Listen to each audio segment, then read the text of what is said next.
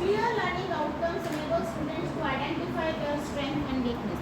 When you teach any topic, you take test or you assess with some other tool, तो students will know कि हमें क्या बताया, क्या कमी रह गई, where they are lacking, where they are good. They will know their weakness, their strength.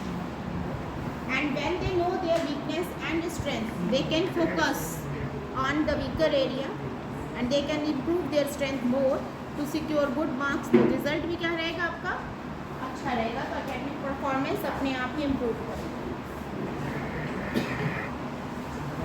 Now what is the difference between learning objectives and learning outcomes. Diary में आपके ऑब्जेक्टिव्स ही लिखा है, teachers diary you have, but अब learning objectives पे ज़्यादा किस पे फोकस करना है, learning outcomes.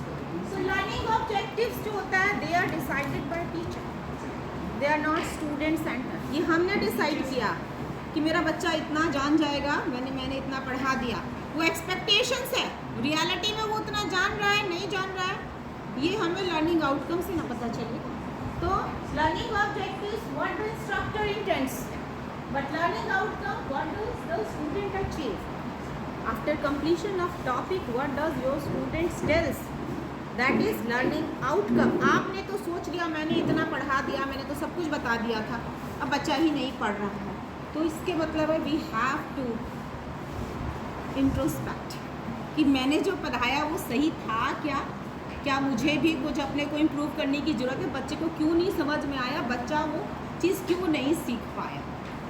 Then the learning objective are specific and narrow, but learning outcomes are broad and clear. अब learning objective है कि student will understand photosynthesis. तो अब अंडरस्टैंड फोटोसिंथेसिस तो मेजरेबल टर्म नहीं है, अंडरस्टैंडिंग सबकी अलग अलग है. आपने क्या सीखा, उन्होंने क्या सीखा, उसने क्या सीखा, सबका डिफरेंट है.